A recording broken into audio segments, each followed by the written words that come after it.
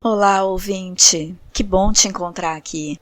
Este é o Literatura Oral, podcast de leitura comentada e de sugestões literárias. Eu sou Sabrina Siqueira, jornalista com doutorado em literatura. No último episódio, fiz algumas considerações sobre os sermões do Padre Antônio Vieira, mais especificamente sobre o Sermão pelo Bom Sucesso das Armas de Portugal contra as da Holanda, Sermão de Santo Antônio aos Peixes e Sermão da 60ª. Hoje faço uma homenagem pelo aniversário de 100 anos de Clarice Lispector, que teria sido dia 10 de dezembro. Eu escolhi ler o conto O Homem que Apareceu, do livro A Via Crucis do Corpo.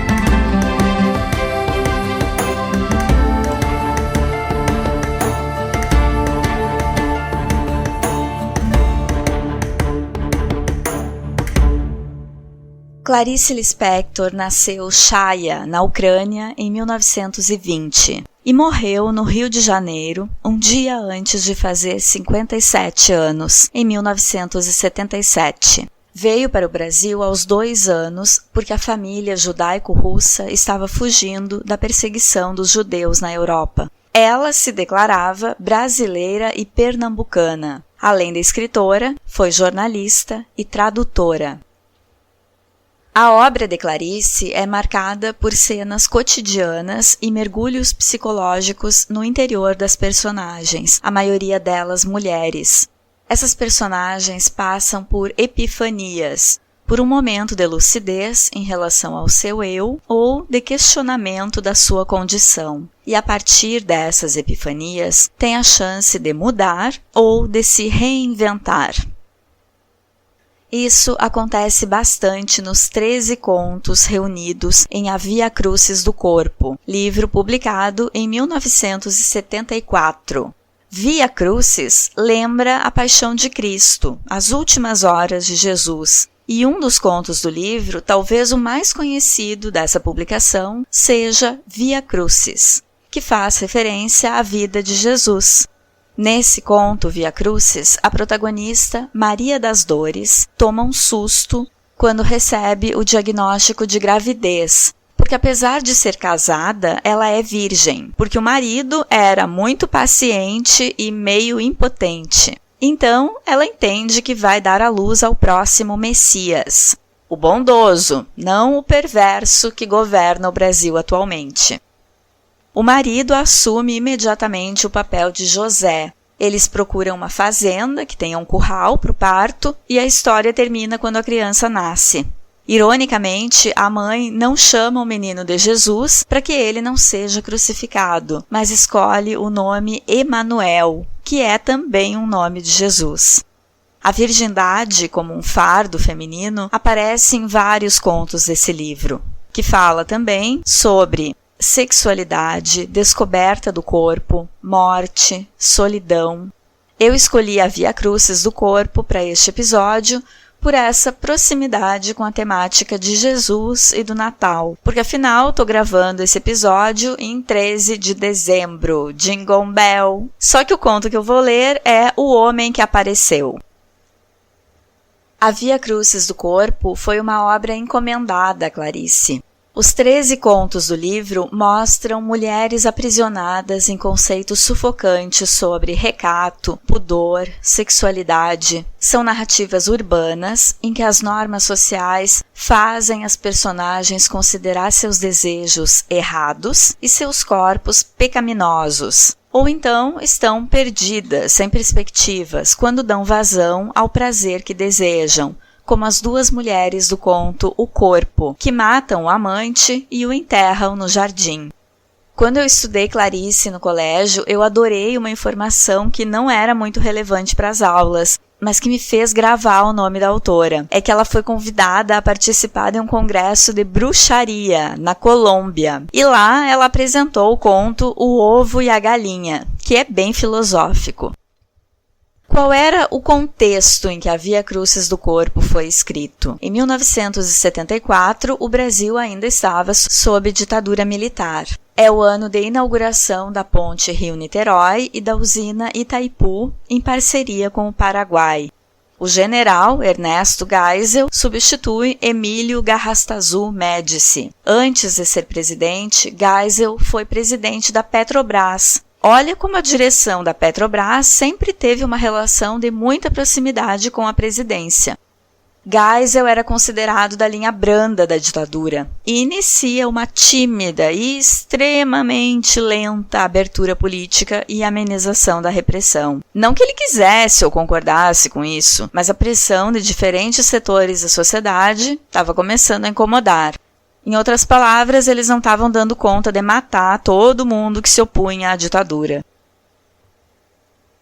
Em 1974, o Brasil reatou relações diplomáticas com a China, coisa que o atual governo federal, por intermédio dos filhos patetas do Bolsonaro e dos seus ministros, estão se esforçando por desatar.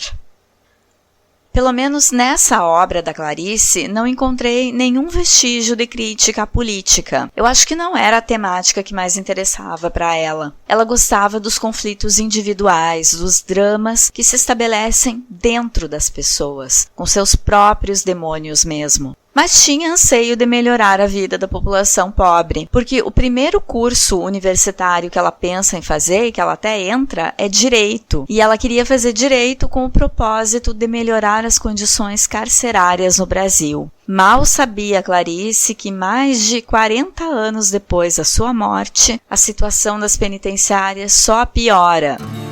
Vamos à leitura do O Homem que Apareceu.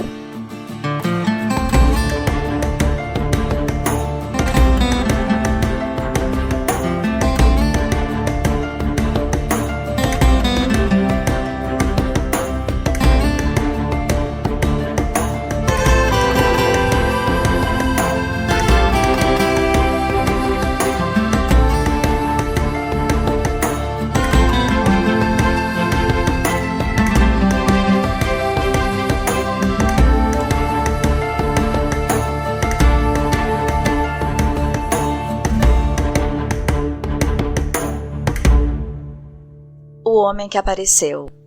Era sábado de tarde, por volta das 6 horas, quase 7. Desci e fui comprar Coca-Cola e cigarros. Atravessei a rua e dirigi-me ao botequim do português Manuel. Enquanto eu esperava que me atendessem, um homem tocando uma pequena gaita se aproximou, olhou-me, tocou uma musiquinha e falou meu nome. Disse que me conhecera na cultura inglesa, onde só estudei, na verdade, 2 ou 3 meses. Ele me disse, não tenha medo de mim. Respondi, não estou com medo. Qual é o seu nome? Ele respondeu com um sorriso triste em inglês. O que importa o nome? Disse a seu Manuel. Aqui só é superior a mim essa mulher, porque ela escreve e eu não. Seu Manuel nem piscou, e o homem estava completamente bêbado. Apanhei as minhas compras e ia embora quando ele disse, posso ter a honra de segurar a garrafa e o pacote de cigarros? Entreguei minhas compras para ele. Na porta do meu edifício, peguei a Coca-Cola e os cigarros. Ele parado diante de mim. Então, achando o seu rosto muito familiar, tornei a perguntar-lhe o nome. Sou Cláudio. Cláudio de quê? Ora essa, de que o quê? Eu me chamava Cláudio Brito. Cláudio! Gritei eu. Oh, meu Deus, por favor, suba comigo e venha para minha casa. Que andar é? Eu disse o número do apartamento e o andar. Ele disse que ia pagar a conta no botequim e que depois subia. Em casa estava uma amiga. Contei-lhe o que me acontecera. Disse-lhe, ele é capaz de não vir por vergonha. Minha amiga disse, ele não vem, bêbado esquece número de apartamento, e se vier, não sairá mais daqui. Me avise para eu ir para o quarto e deixar vocês dois sozinhos. Esperei e nada. Estava impressionada pela derrota de Cláudio Brito. Desanimei e mudei de roupa. Então tocaram a campainha. Perguntei através da porta fechada quem era. Ele disse, Cláudio. Eu disse, você espere aí sentado no banco do vestíbulo que eu abro já. Troquei de roupa. Ele era um bom poeta, Cláudio. Por onde andara esse tempo todo? Entrou e foi logo brincando com o meu cachorro, dizendo que só os bichos o entendiam. Perguntei-lhe se queria café. Ele disse, só bebo álcool. Há 3 dias que estou bebendo. Eu menti. Disse-lhe que infelizmente não tinha nenhum álcool em casa. E insisti no café.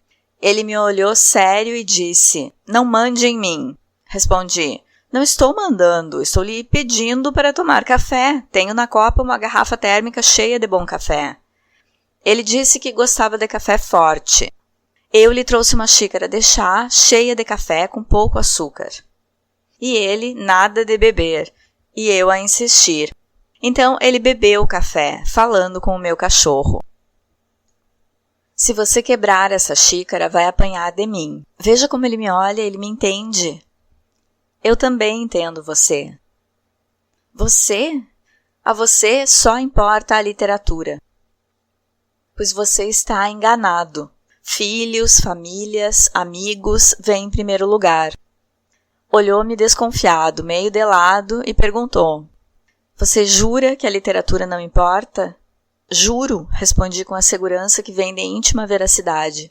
E acrescentei, qualquer gato, qualquer cachorro vale mais do que a literatura.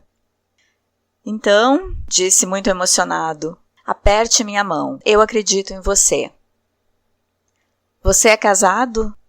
Umas 1000 vezes, já não me lembro mais. Você tem filhos? Tenho um garoto de 5 anos. Vou lhe dar mais café. Trouxe-lhe a xícara de novo, quase cheia. Ele bebeu aos poucos. Disse, você é uma mulher estranha. Não sou, não, respondi. Sou muito simples. Nada sofisticada. Ele me contou uma história em que entrava um tal de Francisquinho, que não entendi bem quem era. Perguntei-lhe, em que é que você trabalha? Não trabalho. Sou aposentado como alcoólatra e doente mental. Você não tem nada de doente mental, só que bebe mais do que devia. Ele me contou que tinha feito a guerra do Vietnã e que fora durante 2 anos marinheiro, que se dava muito bem com o mar, e seus olhos se encheram de lágrimas.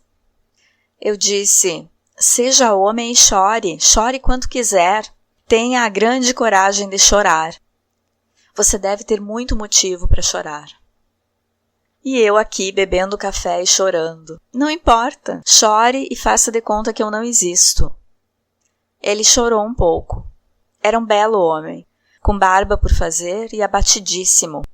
Via-se que havia fracassado, como todos nós. Ele me perguntou se podia ler para mim um poema. Eu disse que queria ouvir. Ele abriu uma sacola, tirou de dentro um caderno grosso, pôs-se a rir ao abrir as folhas. Então leu o poema. Era simplesmente uma beleza. Misturava palavrões com as maiores delicadezas. Oh, Cláudio, tinha eu vontade de gritar. Nós todos somos fracassados, nós todos vamos morrer um dia. Quem? Mas quem pode dizer com sinceridade que se realizou na vida? O sucesso é uma mentira. Eu disse, é tão bonito o seu poema. Você tem outros? Tenho mais um, mas com certeza você está sendo importunada por mim. Com certeza você quer que eu vá embora. Não quero que você vá embora por enquanto. Aviso-lhe quando for a hora de você sair, porque eu durmo cedo. Ele procurou o poema nas páginas do caderno. Não encontrou, desistiu. Disse, eu sei um bocado de coisas de você, e até conheci seu ex-marido. Fiquei quieta. Você é bonita. Fiquei quieta. Eu estava muito triste e sem saber o que fazer para ajudá-lo. É uma terrível impotência essa de não saber como ajudar. Ele me disse: se eu um dia me suicidar... Você não vai se suicidar coisa alguma, interrompi-o. Porque é dever da gente viver. E viver pode ser bom, acredite. Quem só faltava chorar era eu. Não havia nada que eu pudesse fazer. Perguntei-lhe onde morava. Respondeu que tinha um apartamentozinho em Botafogo. Eu disse: vá para a sua casa e durma. Antes tenho que ver meu filho. Ele está com febre. Como se chama seu filho? Ele disse. Retruquei: tem um filho com esse nome. Eu sei disso. Vou lhe dar um livro de história infantil que eu uma vez escrevi para os meus filhos. Leia alto para o seu. Dei-lhe o livro, escrevi a dedicatória. Ele guardou o livro na sua espécie de maleta. E eu, em desespero: quer Coca-Cola?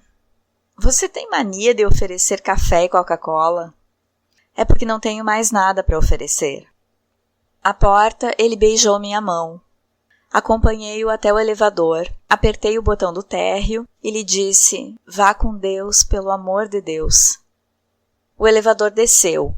Entrei em casa, fui fechando as luzes, avisei minha amiga, que logo em seguida saiu. Mudei de roupa, tomei um remédio para dormir e me sentei na sala escura fumando um cigarro. Lembrei-me que Cláudio, há poucos minutos, tinha pedido o cigarro que eu estava fumando. Eu dei, ele fumou. Ele também disse: um dia mato alguém. Não é verdade, eu não acredito. Tinha me falado também num tiro de misericórdia que dera num cachorro que estava sofrendo. Perguntei-lhe se vira um filme chamado em inglês They Do Kill Horse, Don't They? E que em português se chamara A Noite dos Desesperados. Ele tinha visto, sim. Fiquei fumando. Meu cachorro no escuro me olhava. Isso foi ontem, sábado. Hoje é domingo, 12 de maio, Dia das Mães. Como é que posso ser mãe para este homem? Pergunto-me e não há resposta. Não há resposta para nada.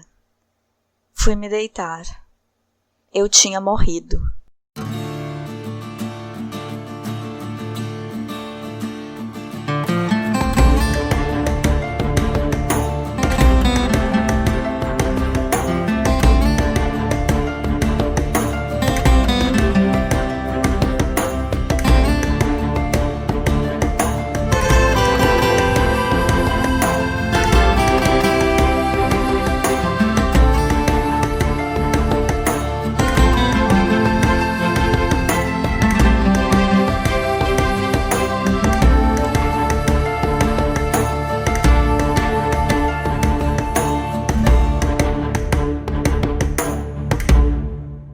Em O Homem que Apareceu, temos uma narradora em primeira pessoa, que, como Clarice, é escritora e, como Clarice, escreveu literatura infantil.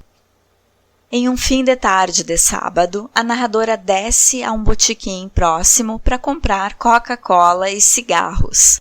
Um homem que estava no botequim toca uma musiquinha em uma gaita e fala o nome da narradora. A gente não tem acesso nunca a esse nome. E aí começa a ação propriamente dita. É como se essa musiquinha, seguida do nome, trouxesse a narradora para a esfera de atenção do homem, que está bêbado, e a partir de agora toda a interação será com essa personagem, com esse homem bêbado.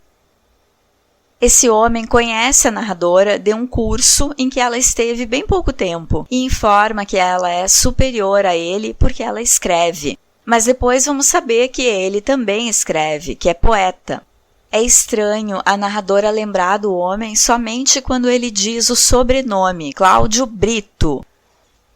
O semblante, a voz e o primeiro nome despertam nela só uma vaga lembrança de um rosto familiar. Mas com o sobrenome ela lembra e tem ele em tão alta estima que convida o bêbado para o apartamento dela.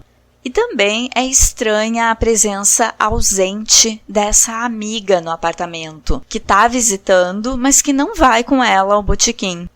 E quando o homem chega, a amiga se esconde no quarto. Depois que ele sai, essa amiga logo vai embora. Qual é o papel dessa amiga que quase não aparece no conto? O conto é uma narrativa curta. E numa narrativa curta, dificilmente uma escritora hábil como a Clarice colocaria algo ao acaso. Notem que a amiga é alguém com quem a narradora tem intimidade de ficar com a roupa informal, não precisa ficar vestida como para sair à rua. Para receber Cláudio, ela troca de roupa de novo, quer dizer, ele não é alguém com quem ficar tão à vontade. Será que essa amiga pode ser não uma pessoa, mas a solidão, com quem a narradora já tinha intimidade? Parece que essa amiga fica de má vontade com a possibilidade da visita do homem. Faz menção de deixar a narradora sozinha, mas sozinha com um bêbado. E sai quando a narradora está acompanhada das impressões da visita de Cláudio, que ela fica repassando o diálogo deles até ir dormir. Nesse conto não, mas em vários outros contos de A Via Crucis do Corpo, as narradoras são mulheres extremamente solitárias. Se existe uma conexão entre os contos, no sentido de repetir as narradoras, que aliás lembram muito a própria Clarice, essa amiga infiltrada no apartamento da narradora pode ser a solidão. O conto fala na morte. Cláudio primeiro fala em suicídio, depois fala que ainda mata alguém. Quando a narradora está lembrando do que conversaram, aparece ainda a informação de que ele teria dado um tiro de misericórdia em um cachorro. A narradora fala então no filme, que em inglês tem o título Eles Matam Cavalos, Não Matam? E a última frase do conto é Eu tinha morrido. Na mitologia grega, os deuses do sono, Hipnos, e da morte, Thanatos, são irmãos. De certa forma, dormir é morrer. E a narradora tinha deitado e estava talvez pegando no sono quando diz isso. Então, quando ela diz eu tinha morrido, pode ser eu estava apagando, dormindo. Anteriormente na história, ela menciona que dorme cedo. É interessante que, ao longo do conto, parece que a narradora conta tudo que ela e o homem conversaram, mas depois que ele sai, aí é que ela rememora falas a que só então o leitor tem acesso. Antes de sair, o homem estabelece uma relação de intimidade ou quase intimidade com a narradora. Pede o cigarro que ela está fumando e diz que ela é estranha e bonita, ao que ela nada responde. Ela também passa um tempo analisando o rosto dele, achando belo e abatido, mas não fala tudo o que gostaria para ele. O olhar da narradora para Cláudio é um olhar maternal, de quem quer cuidar, de quem lamenta o quanto ele está derrotado. Sobre o nome do bêbado, Clarice quase assinou o livro com o pseudônimo Cláudio Lemos, porque escreveu esses contos sob encomenda.